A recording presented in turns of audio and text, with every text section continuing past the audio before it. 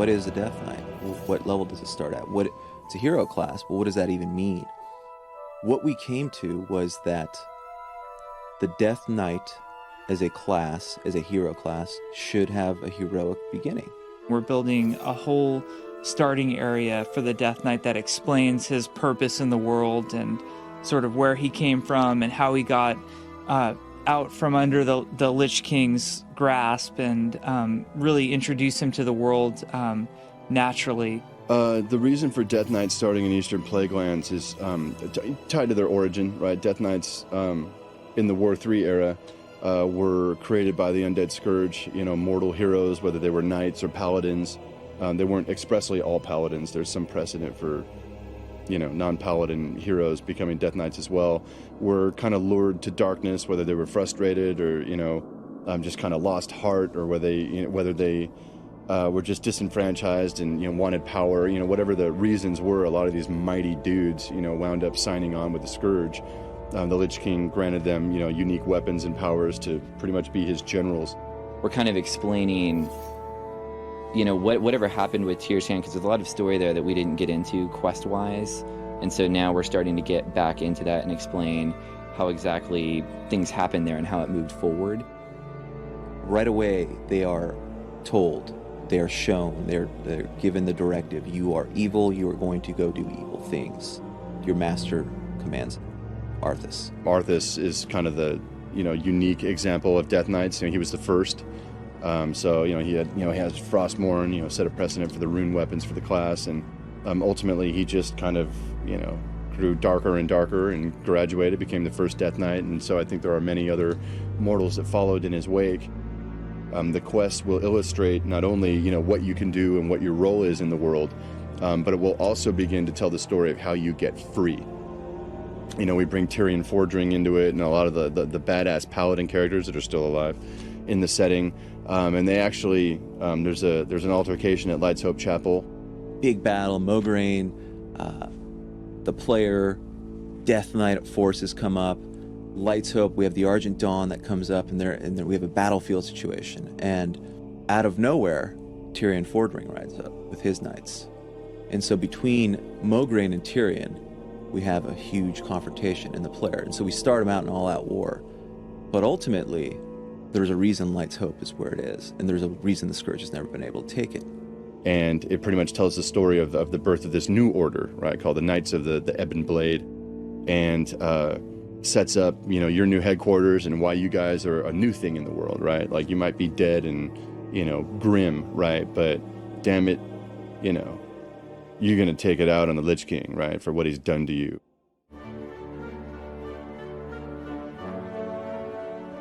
When we think of what character classes can be played by which races, we try to think of it as much as possible in terms of allowing as many as possible, and then only kind of cutting out choices when we need to. Gnome Death Knights. In fact, in the Friends and Family Alpha, I made the first Death Knight, and it was a gnome. Even gnomes. I mean, there's something cool to be said about gnome Death Knights, sort of the I don't know, irony almost. Well, the hero class, I'd say, sets up more of its background than affects its long-term gameplay. Ultimately, the Death Knight needs to be balanced against all the other classes that we have in the game. We've very deliberately set it up so that it's not more powerful than other character classes. Otherwise, what we'd see is every kind of veteran player playing a Death Knight. Kind of the phrase that we've used in terms of the hero classes is epic but equal. So epic in terms of how you obtain them, epic in terms of how they feel, but certainly not more powerful. One of our goals for the trees is to not have a tanking tree, to have some cool tanking talents in multiple trees so you don't feel pigeonholed.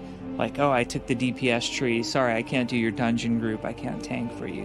One of the reasons we kind of decided to do that is we feel like tanks are something that players often need. Players are often looking for tanks for an instance or tanks for any kind of a run. And in terms of the specific type of tank, we don't really have a tank that's specialized in spellcasters. I think when we start stepping on the warlock's toes or the shaman's toes or the warrior's toes, that's when we start to back off and go, well, how is this guy different? What's going to be cool and unique about him? So Death Knights have a whole lot of kind of class-defining abilities. Not only is their resource mechanic very different and inherently defines the class in a way that's different than others, they also have some spells that are very mechanically different than other classes. A great example would be the Death Grip that pulls enemies toward you. In addition, we have the ability to raise dead characters.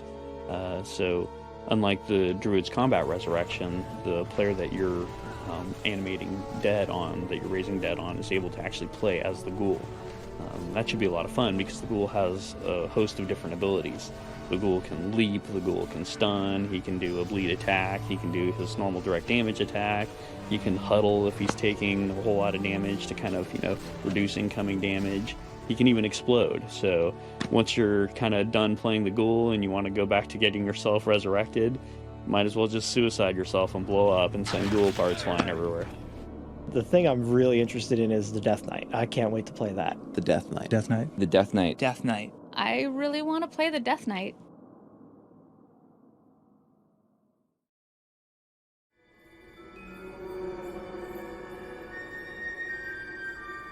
We've been looking forward to getting to Northrend ever since we were making the original game. When we made Outland, which was something that we were equally excited about, we were kind of testing the boundaries of, just how far can we push things conceptually.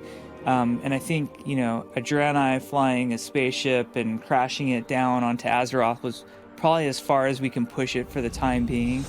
There's something really cool about Lich King now where we're getting back to terrestrial Azeroth, and there's normal trees and mountains and snow and, things that are much more familiar to most players, right, in terms of, pop fantasy or, even the Warcraft they've known.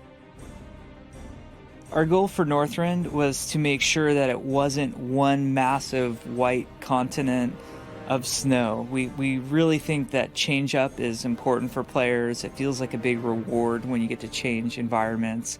And I think that we struck a pretty good balance where as you progressed north throughout the continent, it got colder and snowier. And by the time you actually hit the two northernmost zones, Ice Crown and Storm Peaks, we just blast you with the stuff. And it's really icy, and you're up really high, and there's snow and wind and, evil everywhere.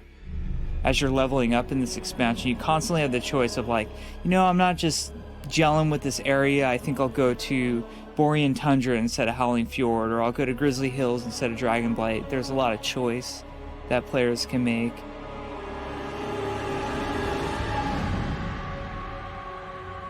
Working with concepts is very important. Our game is very painterly looking anyway. So when we start with a painting, well, that's the best place to start. We know that's what we want it to look like.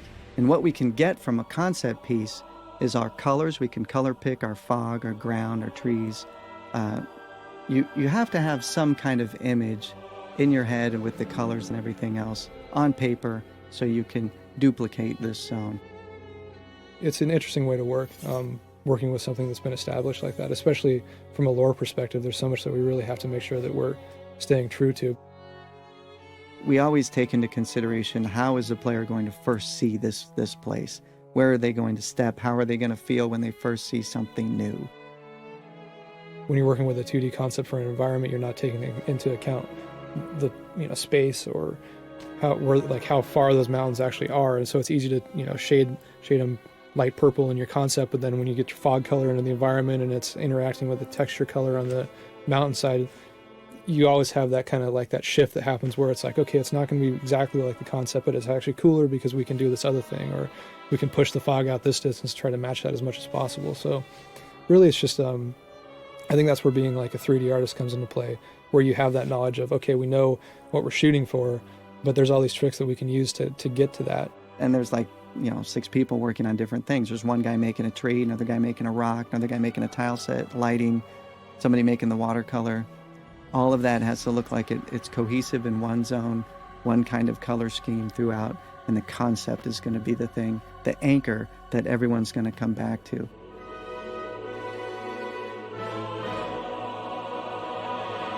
Moving Dalaran to Northrend popped pretty quickly, and it just felt immediately that that's exactly what we should do with it.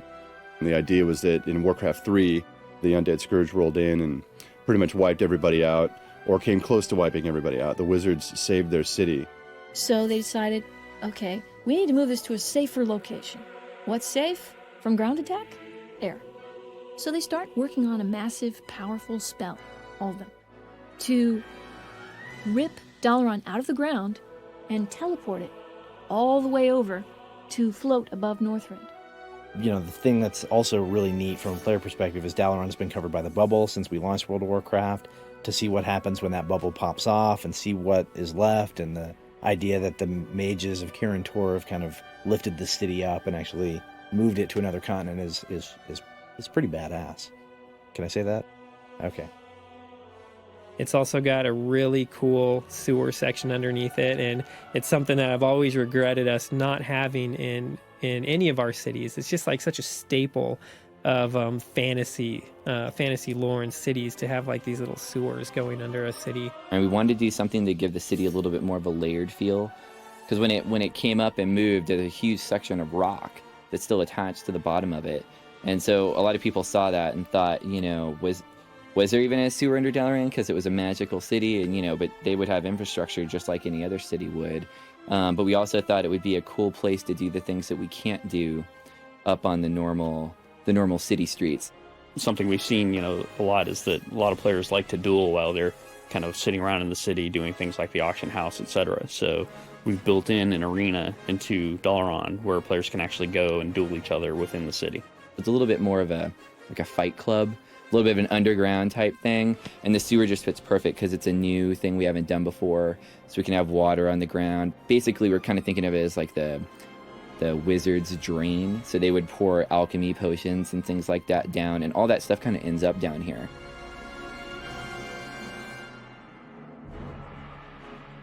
How we expect players to progress is that they're going to do 5-person dungeons on their way up. When they get to maximum level, they'll probably do 5-person max level dungeons for a little while before segueing into heroic. Once they're doing heroic, they're going to be gearing up to do Naxxramas, which is our first tier of raiding. At Naxxramas, they can make a choice of going the 10-person route or the 25-person route, or if they want to, they can do both. They're on separate lockouts. More people are going to be able to experience the higher-end raids now, since you can do them as a 10-man as well as a 25-man. They won't be getting as good of loot, but they'll still be getting the exact same experience as far as, from a gameplay standpoint and experiencing the lore. Something with Burning Crusade was a lot of the dungeons they were cool in and of themselves, but they didn't really tie in very closely to the outdoor world and the stories that were taking place.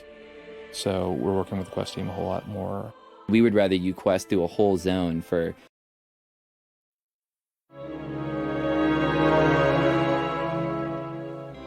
Hi, I'm Jeff Chamberlain. I'm the director for the cinematic for Wrath of the Lich King. For Wrath of the Lich King, we decided to go along with a more story-driven cinematic. The reasons for that were actually a few different reasons. One is production costs. It actually costs a lot more to do a montage because there are multiple characters, multiple scenes, multiple lighting scenarios. More of a driving factor was the fact that we wanted to really tell this story with this character. Arthas is an old character from Warcraft 3, for those that are familiar with that. And we just really wanted to tell a little bit more of his story. For the Wrath of the Lich King, we decided to use Arthas' father, Taranis, as the voiceover. The reason for that is there's some old drama between the two of them. Taranis was Arthas' father, obviously, but he sent him out to do a few tasks. Arthas got corrupted in the process, came back, killed him, took over the kingdom. Using Taranis' voice was actually the idea of one of our editors here. We thought that it was a great idea because it really played off the relationship between father and son and how the son became exactly opposite what the father intended for him to.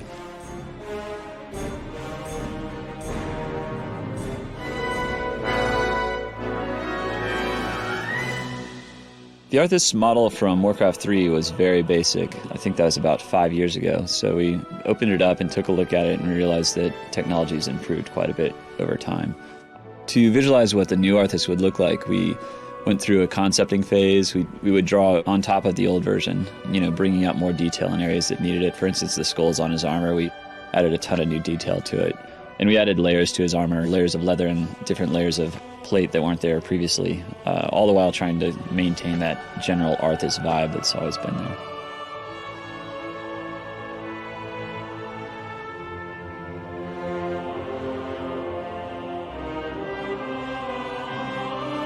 One of the more difficult things to do in CG is to create realistic-looking hair that moves realistically and renders realistically. We have a department specifically made for simulating hair and cloth.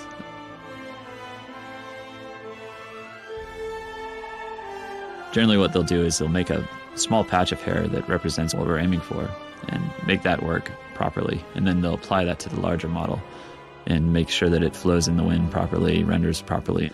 Eventually they'll put that hair into the shot and simulate it using computer calculations rather than hand animation to make it flow through the wind properly.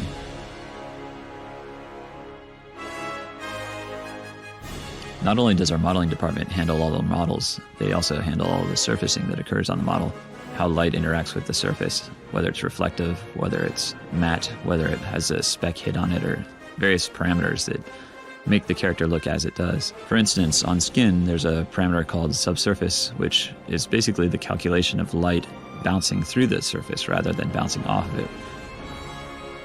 Another challenge with Arthas and his sword Frostmourne is the metallic nature of it. It's always a fine balance there to get it reflective enough but not overly reflective. If it's overly reflective, it will seem too CG, and if it's not reflective enough, then it ends up looking dull and stone-like.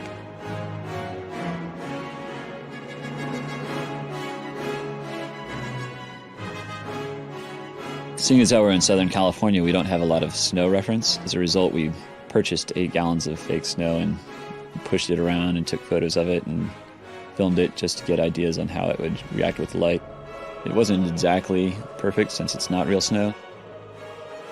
We went to places like Mammoth or Alaska and took photos and filmed reference. We then used that as a basis to create movement of snow falling from the sky, for instance, or being blown in the wind, or how it diffuses light as light passes through it. There's really no better reference than real life. We spent a lot of time on how wind affected it and how it fell, and it really changes per shot based on the mood of the shot. In the early part of the show, it's a lot calmer, and toward the end when things really pick up, we get it a lot stormier.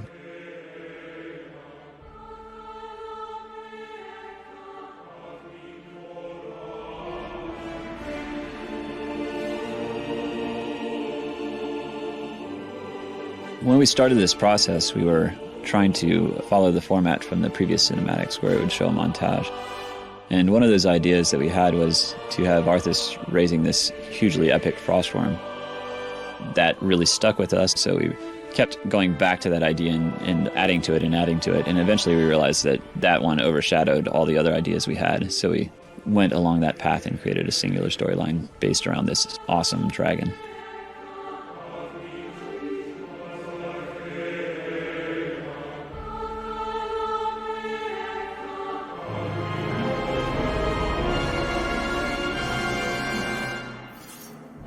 My name is Aaron Chan, and I'm the lead animator for World of Warcraft, Wrath of the Lich King.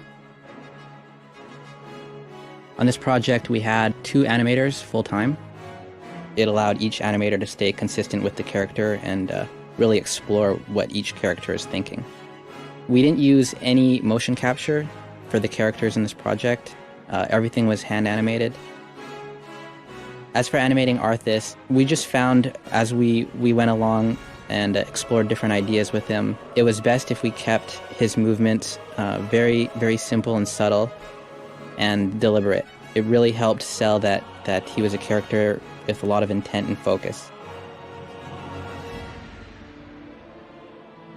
To sell the Frostworm's scale and size in the cinematic, we really tried to slow her movements down a lot and keep them linear. We don't really have anything to reference from in the real world, so we looked at a lot of birds and dinosaur movies and things from real life like Komodo dragons and studied the way they walk.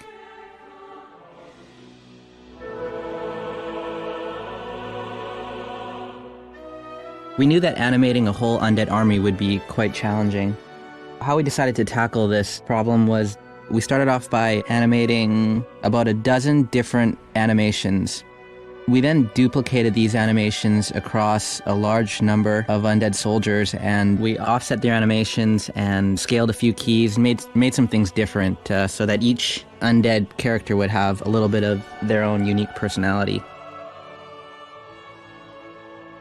We brought in professional actors, and we had other animators and people in the department act out undeads cheering and turning. Ultimately, it was best if we just kept things subtle so they could read on the screen.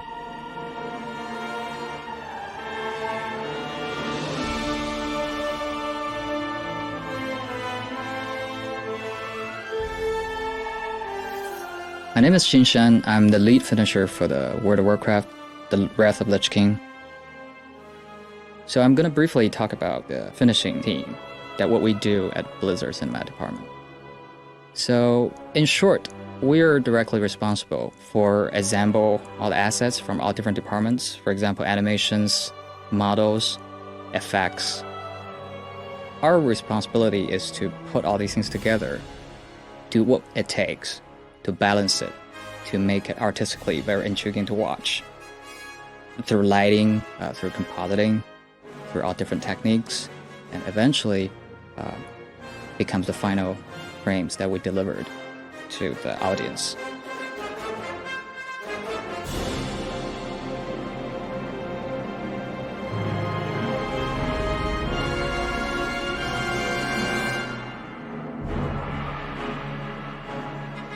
So in terms of the effects for the dragon, we know from the beginning the effects for the dragon will be probably one of the most daunting and exciting effects that we'll ever created for the whole piece.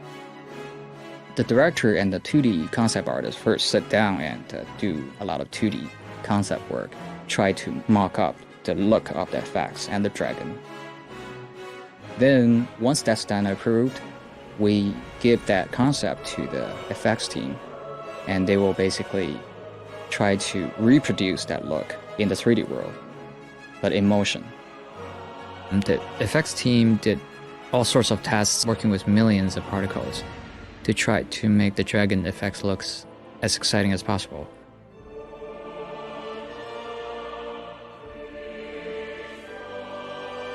For this cinematic, we do use a lot of matte paintings, but background stuff. The reason for that is basically due to the limited time and human resource we have, and the scale and the complexity of the whole 3D set. Practically, it's almost impossible to really build the whole set to the level of details we require here. Instead, what we do is we build a rough 3D set. We call it proxy environment models. And then we do 3D projections. It's based on the force perspective, optical illusion that human eyes have. The limitation for that is it only works from a specific camera angle.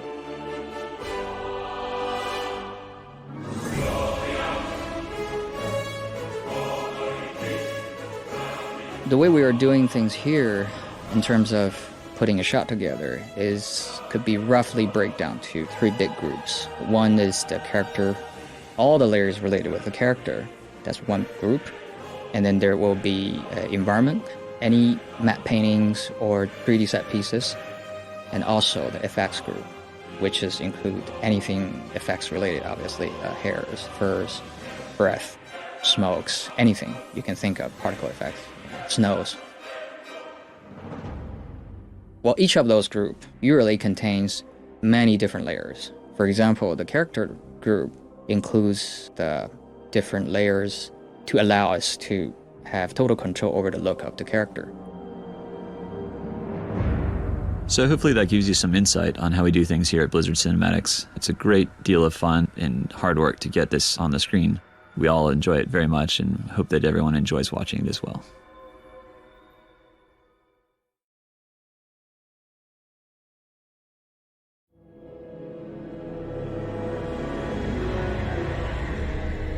Well, I think the first rule of music in a game is to enhance the mood and the setting and the story, but not to annoy people and not to have it run on and on incessantly. So we've worked really hard to create a system where the music doesn't play all the time. It kind of fades in out of the bed of sound effects and ambiance of an area. It's not going to grab your attention right away, and it's meant to sort of allow the player to form their own associations and their own relationship with the zone, the place, the experience. It's definitely a balancing act to make sure that we don't create music that's so foreground or so demanding of attention that we take away from the quest line you're on, or kill your ability to communicate with your buddies or what have you. There's a lot of synchronicity in the ideas we tend to have without even speaking. For instance, when we were first scoring Howling Fjord, Russell was preparing to do a recording session for some music for that, and I came out and he told me, "Oh, I'm going to record the Uilleann pipes, the bagpipes," and I just come out to tell him, like, "Oh, I just wrote a thing for bagpipes for Howling Fjord." So there was sort of this, oh, we're on the same page.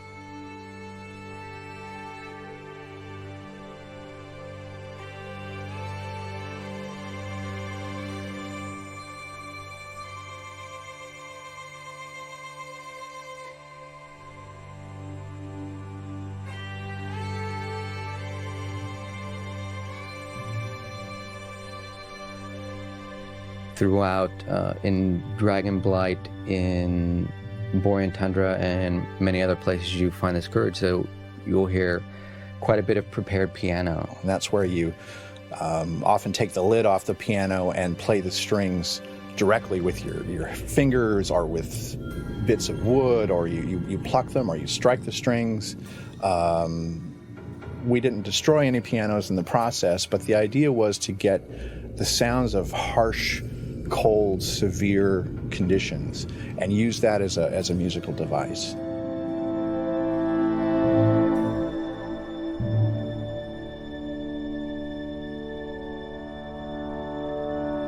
The concepts, the lore, the character, the races, that's always the primary mode of inspiration in the games.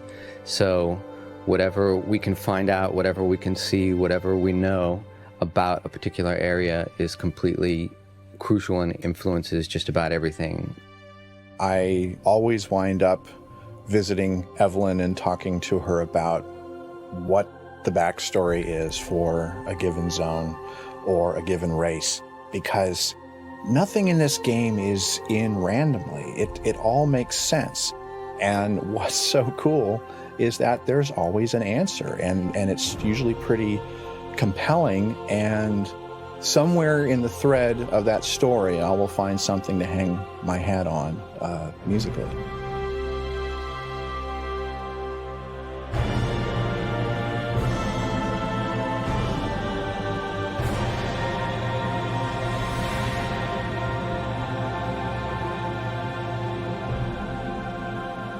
We took some music from the outro of War 3X, and we set words to it which express his coronation ceremony. And we had it originally sung by a male tenor, and while we were recording it, we were watching the rough footage of the cinematic while it was going down. I think it hit three of us at once. What if a boy alto sang it and juxtapose this kind of innocent voice singing about the coronation against these really strong visuals of Arthas after, a lot of bad stuff has happened. And luckily, there's a real fine boys choir where we were doing this orchestral recording. And so the next day we were able to have a young man come in and record this part, and as it turned out, he didn't play video games, but he was excited nonetheless, and he had a good time, and we gave him an autographed copy of his score that he sang to, and he was a real pro. He walked in, spent about 15 minutes learning the part, and nailed it.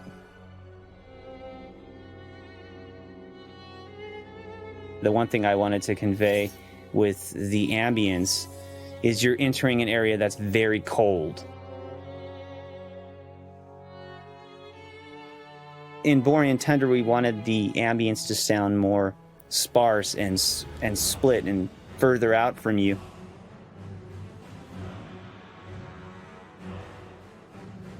It depending on where you're at, the vibe is going to change dramatically, but the way that we are able to keep them blending is constantly bringing back an evil element in each of the ambient tracks.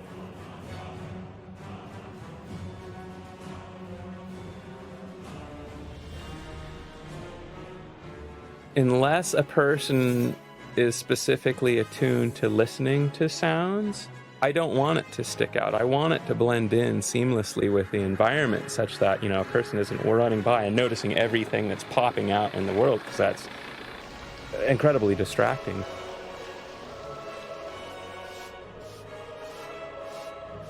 Different races have different accents, different creatures.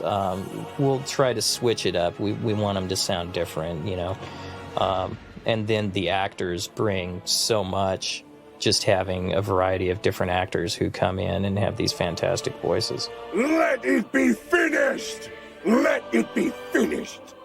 Let it be finished! The guy who played Arthas, he's an uber geek like the rest of us, which is great. He plays the game. He's got a level 70 druid, but he's got his guild and everything else, and he's great. He's as excited about it as the rest of us who work here are, because he knows he's going to be going in there and playing through these missions, that he's doing voices for. And of course, he's a hero to all his friends. One of the really cool things that we've been doing for Wrathgate, the new cutscene in WoW, which is also we've never done as well, is have cutscenes in World of Warcraft in general that happen while a player's experiencing part of a quest line, is we recorded a ton of people groaning and doing exertions, and all that battle chatter that you're hearing is actual Blizzard employees.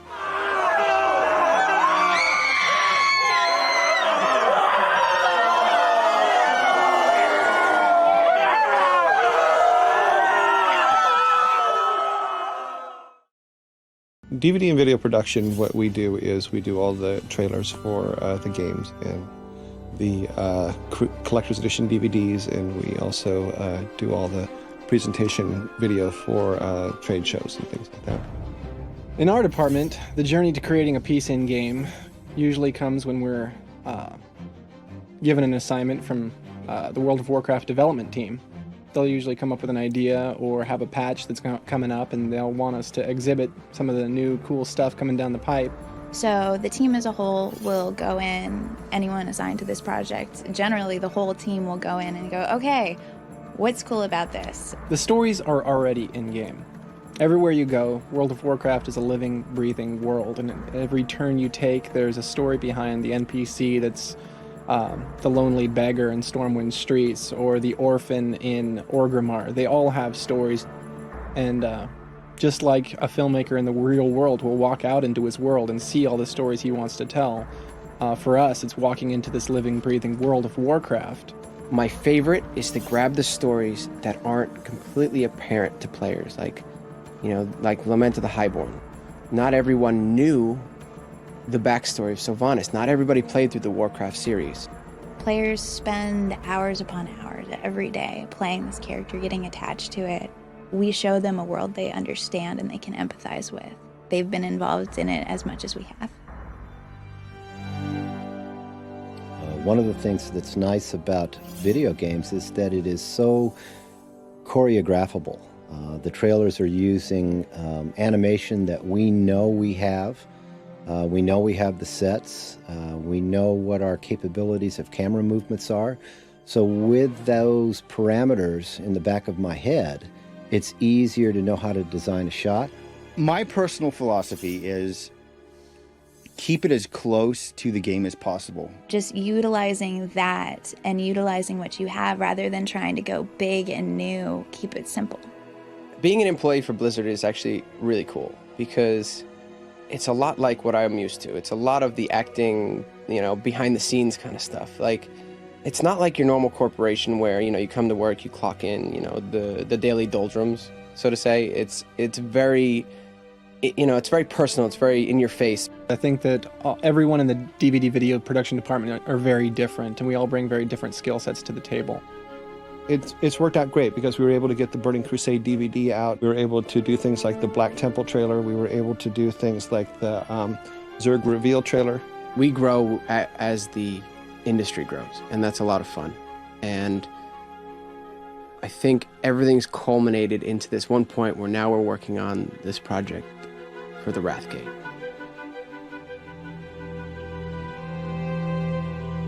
When we started production on the Wrathgate, and we got through a couple script revisions, I sat down with David Durand, our storyboard artist, and we just started hammering it out. He'd sit on the desk and he'd say, "What's next?" And I'd describe a shot to him, and he would just do a quick wash of pencil flying on white paper, and when it looked good, we'd put that on the stack. When it looked bad, we'd crumple it up and throw it in the trash. One of the things that's nice about traditional storyboards, whether it be for movies, theme parks, or video games, is that using marker comps and drawing is still one of the fastest ways to get the job done. It lets you compose with the director, get an idea up on the wall quickly without having the team immersed in hours and hours of investigating what the shot will be. You can see what it's going to be on the wall. We featured a lot of the new lighting tech, a lot of new vehicle tech. We have at one point, we have a large giant who's using an Alliance player as a weapon, and he's beating down his friends and tossing him in the back. It's been 4 years. This is the second expansion. Where did this come from? Most of the players play from a third-person point of view where the camera is actually hovering over their character. Well, with this in-game cinematic, it takes you down to the front lines standing right alongside the world's heroes. Well, it's a very daunting task to be given the responsibility of creating a video with a character like Arthas, where people's impressions of Arthas are some of these cinematics that they've fallen in love with over the last few years, of Arthas walking in and slaying his father. You know, that's what we're pitted up against, essentially, whenever Arthas opens his mouth and speaks these powerful lines that everyone wants to hear from him. But I think in the writing process, when we were going through script revisions for the Wrathgate cinematic, it was very apparent the whole time that the minds were rooted in Warcraft 3.